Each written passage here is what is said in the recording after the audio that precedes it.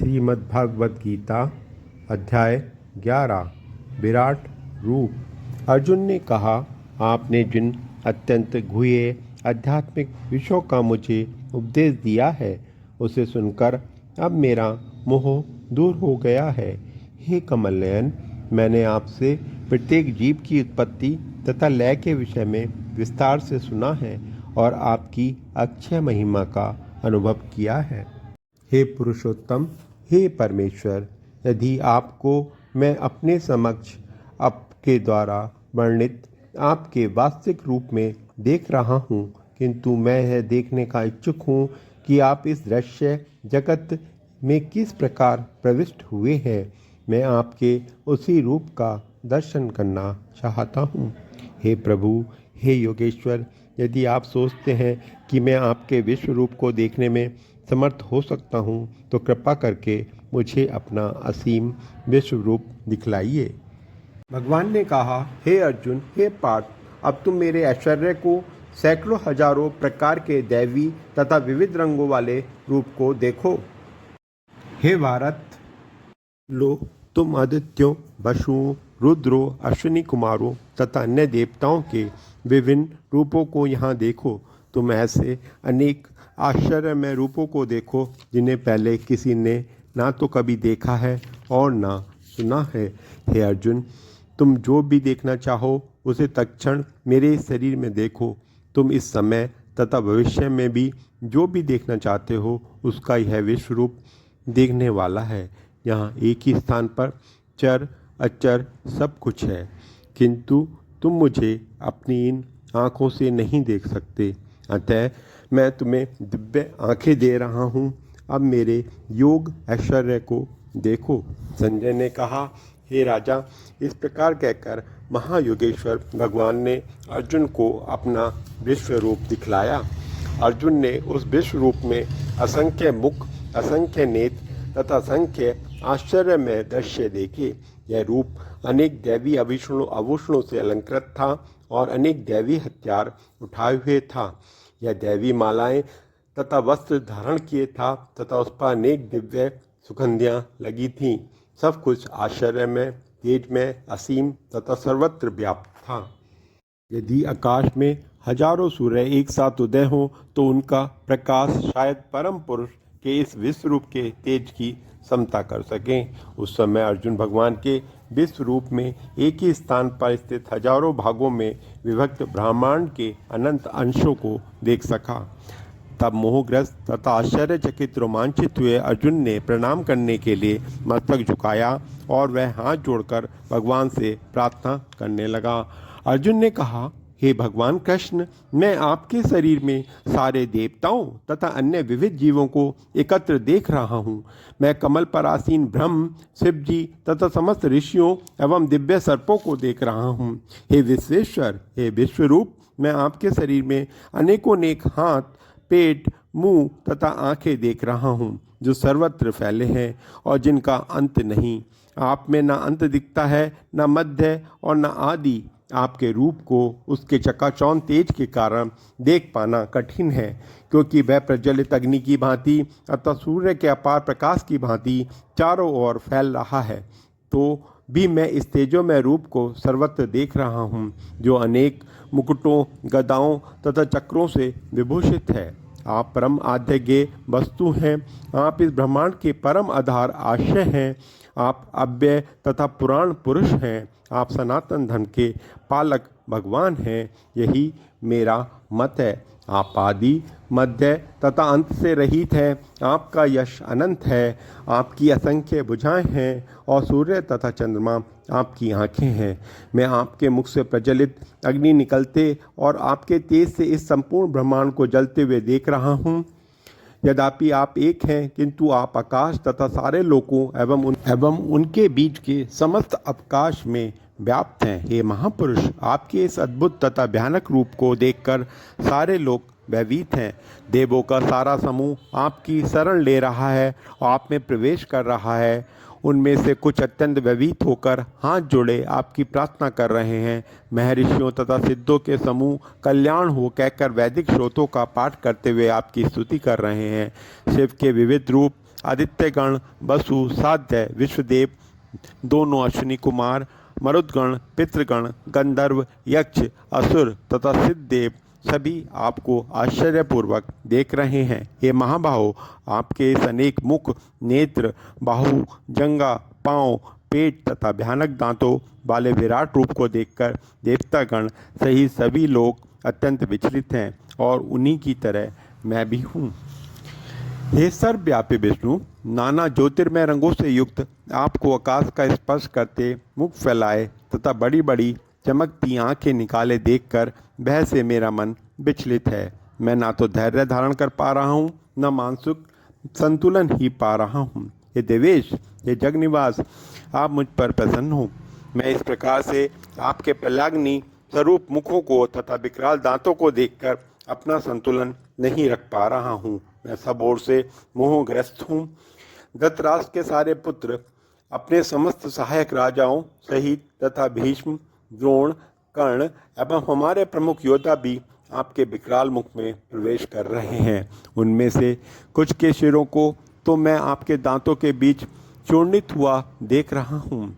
जिस प्रकार नदियों की तरह अनेक तरंगे समुद्र में प्रवेश करती हैं, उसी प्रकार ये समस्त महान योद्धा भी आपके प्रज्वलित मुखों में प्रवेश कर रहे हैं। मैं समस्त लोगों को पूर्ण वेग से आपके मुख में उसी प्रकार प्रविष्ट होते देख रहा हूँ, जिस प्रकार पतंगे अपने विनाश के लिए प्रज्वलित अग्नि में कूद पड़ते हैं। हे विष्णु, मैं देखता हूँ कि आपके प्रज्वलित मुखों से और सभी दिशाओं के लोग उसको निगलने जा रहे हैं।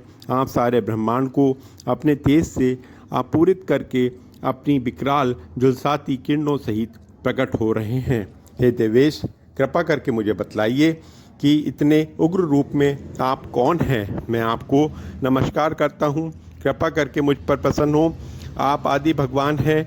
मैं आपको जानना चाहता हूँ, क्योंकि मैं नहीं जान पा रहा हूँ कि आपका प्रयोजन क्या है। भगवान ने कहा, समस्त जगतों का विनष्ट करने वाला काल मैं हूँ और मैं यहाँ समस्त लोगों का विनाश करने के लिए आया हूँ। तुम्हारे पांडवों के सिवा दोनों पक्षों के सारे योद्धा मारे जाएंगे। अतः उठो, लड़ने के लिए तैयार हो और यश कीर्ति अर्जित करो। अपने शत्रुओं को जीतकर संपन्न राज्य का भोग करो। ये सब मेरे द्वारा पहले ही मारे जा चुके हैं और हे सव्यसाची, तुम तो युद्ध में केवल निमित्त मात्र हो सकते हैं। द्रोण, भीष्म, जयद्रथ, कर्ण तथा अन्य महान योद्धा पहले से ही मेरे द्वारा मारे जा चुके हैं। अतः तुम उनका वध करो और तनिक भी विचलित न हो। तुम केवल युद्ध करो। युद्ध में तुम अपने शत्रुओं को परास्त करोगे। संजय ने धृतराष्ट्र से कहा, हे राजा, भगवान के मुख से इन वचनों को सुनकर कांपते हुए अर्जुन ने हाथ जोड़कर उन्हें बारंबार प्रणाम किया। फिर उसने भयभीत होकर अवरुद्ध स्वर में कृष्ण से इस प्रकार कहा। अर्जुन ने कहा, हे ऋषिकेश, आपके नाम के श्रवण से संसार हर्षित होता है और सभी लोग आपके प्रति अनुरक्त होते हैं। यद्यपि सिद्ध पुरुष आपको नमस्कार करते हैं, किंतु असुरगण भयभीत हैं और इधर उधर भाग रहे हैं। यह ठीक ही हुआ है। हे महात्मा, आप ब्रह्मा से भी बढ़कर हैं। आप आदि सृष्टा हैं, तो फिर वे आपको सादा नमस्कार क्यों ना करें। हे अनंत, हे देवेश, हे जगन निवास, आप परम शोध अक्षर कांडों के कारण तथा इस भौतिक जगत से परे हैं। आप आदिदेव, सनातन पुरुष तथा इस दृश्य जगत के परम आशय हैं। आप सब कुछ जानने वाले हैं और आप ही वह सब कुछ हैं जो जानने योग्य हैं। आप भौतिक गुणों से परे परम आशय हैं। ये अनंत रूप, यह संपूर्ण दृश्य जगत आपसे व्याप्त है। आप वायु हैं तथा परम नियंता भी हैं। आप अग्नि हैं, जल हैं तथा चंद्रमा हैं। आप आदि जीव ब्रह्म हैं और आप पर पितामह हैं। अतः आपको हजारवां नमस्कार है और पुनः पुनः नमस्कार है। आपको आगे पीछे तथा चारों ओर से नमस्कार है। हे असीम शक्ति, आप अनंत पराक्रम के स्वामी हैं। आप सर्वव्यापी हैं, अतः आप सब कुछ हैं। आपको अपना मित्र मानते हुए मैंने हठपूर्वक आपको हे कृष्ण, हे यादव, हे सखा जैसे संबोधनों से पुकारा है, क्योंकि मैं आपकी महिमा को नहीं जानता था। मैंने मूर्खतावश या प्रेमवश जो कुछ भी किया है, कृपया उसके लिए मुझे क्षमा कर दें। यही नहीं, मैंने कई बार आराम करते समय एक साथ लेटे हुए या साथ साथ खाते या बैठे हुए, कभी अकेले तो कभी अनेक मित्रों के समक्ष आपका अनादर किया है। हे अच्युत, मेरे इन समस्त अपराधों को क्षमा करें। आप इस चर तथा अचर संपूर्ण दैत्य जगत के जनक हैं। आप परम पूज्य महान आध्यात्मिक गुरु हैं। ना तो कोई आपके तुल्य है और ना ही कोई आपके समान हो सकता है। हे अतो शक्ति वाले प्रभु, भला तीनों लोकों में आपसे बढ़कर कोई कैसे हो सकता है। आप प्रत्येक जीव द्वारा पूजनीय ब्रह्म भगवान हैं, अतः मैं गिर कर सधर प्रणाम करता हूँ। आपकी कृपा की याचना करता हूँ। जिस प्रकार पिता अपने पुत्र की ठिठाई सहन करता है या मित्र अपने मित्र की धैर्यता सह लेता है या प्रिय अपनी प्रिया का अपराध सहन कर लेता है, उसी प्रकार आप कृपा करके मेरी त्रुटियों को सहन कर लें। पहले कभी ना देखे गए आपके इस विराट रूप का दर्शन करके मैं पुलकित हो रहा हूँ, किंतु साथ ही मेरा मन भयभीत हो रहा है। अतः आप मुझ पर कृपा करें और हे देवेश, हे जगन निवास, आपका पुरुषोत्तम भगवत स्वरूप मुझे पुनः दिखाएं। हे विराट रूप, हे सहस बहु भगवान, मैं आपके मुकुटधारी चतुर्भुज रूप का दर्शन करना चाहता हूँ, जिसमें आप अपने चारों हाथों में शंख, चक्र, गदा तथा पद्य धारण किए हुए हैं और मैं उसी रूप को देखने की इच्छा करता हूँ। भगवान ने कहा, हे अर्जुन, मैंने प्रसन्न होकर अपनी अतरंगा शक्ति के बल पर तुम्हें इस संसार से अपने इस परम विश्व रूप का दर्शन कराया है। इसके पूर्व अन्य किसी ने इस असीम तथा तेजो में आदि रूप को कभी नहीं देखा था। हे कुरुश्रेष्ठ, तुमसे पूर्व मेरे इस विश्व रूप को किसी ने नहीं देखा, क्योंकि मैं ना तो वेद अध्ययन के द्वारा, न यज्ञ, दान, पुण्य या कठिन तपस्या के द्वारा इस रूप में इस संसार में देखा जा सकता हूँ। तुम मेरे इस भयानक रूप को देखकर अत्यंत विचलित एवं मोहित हो गए हो। अब मैं इसे समाप्त करता हूँ। हे मेरे भक्त, तुम समस्त चिंताओं से पुनः मुक्त हो जाओ। तुम शांत चित्त से अब अपना इच्छित रूप देख सकते हो। संजय ने दशरथ से कहा। अर्जुन से इस प्रकार कहने के बाद भगवान कृष्ण ने अपना असली चतुर्भुज रूप प्रकट किया और अंत में 2 भुजाओं वाला अपना रूप प्रदर्शित करके भयभीत अर्जुन को धैर्य बंधाया। तब अर्जुन ने कृष्ण को उनके आदि रूप में देखा तो कहा, हे जनार्दन, आपके इस अतीब सुंदर मानवीय रूप को देखकर मैं अविचर्चित हूँ और मैंने अपनी प्राकृत अवस्था प्राप्त कर ली है। श्री भगवान ने कहा, हे अर्जुन, तुम मेरे जिस रूप को इस समय देख रहे हो उसे देख पाना अत्यंत दुष्कर है। यहाँ तक कि देवता भी इस अत्यंत प्रिय रूप को देखने की ताक में रहते हैं। तुम अपने दिव्य नेत्रों से जिस रूप का दर्शन कर रहे हो उसे ना तो वेदाध्ययन से, न कठिन तपस्या से, न दान से, न पूजा से ही जाना जा सकता है। कोई इन साधनों के द्वारा मुझे मेरे रूप में नहीं देख सकता। हे अर्जुन, केवल अनन्य भक्ति द्वारा मुझे उस रूप में समझा जा सकता है जिस रूप में मैं तुम्हारे समक्ष खड़ा हूँ, और इसी प्रकार मेरा साक्षात दर्शन भी किया जा सकता है। केवल इसी विधि से तुम मेरे ज्ञान के रहस्य को पा सकते हो। हे अर्जुन, जो व्यक्ति सकाम कर्मों तथा मनोधर्म के कल्पमत से मुक्त होकर मेरी शुद्ध भक्ति में तत्पर रहता है, जो मेरे लिए ही कर्म करता है, जो मुझे ही जीवन लक्ष्य समझता है और जो प्रत्येक जीव से मैत्री भाव रखता है, वह निश्चय ही मुझे प्राप्त करता है। ओम श्री कृष्णाय नमः। 11वां अध्याय समाप्त। भक्तजनों, आपसे सविनम्र अनुरोध है कि कृपया इस वीडियो को लाइक करें, शेयर करें और कमेंट में आप जय श्री कृष्ण लिखना ना भूलें। धन्यवाद। यह है कि कृष्ण ने अपने क्षण भंगुर विश्व रूप के साथ साथ काल रूप का जो सब कुछ भक्षण करने वाला है और यहाँ तक कि चतुर्भुज विष्णु रूप को भी दिखलाया। इस तरह कृष्ण इन समस्त स्वरूपों के उद्गम हैं। ऐसा नहीं है कि यदि वे आदि विश्व रूप या विष्णु की ही अभिव्यक्ति हैं, वे समस्त रूपों के उद्गम हैं। विष्णु तो हजारों लाखों हैं, लेकिन भक्त के लिए कृष्ण का कोई अन्य रूप उतना महत्वपूर्ण नहीं जितना कि मूल 2 भुजी श्याम सुंदर रूप।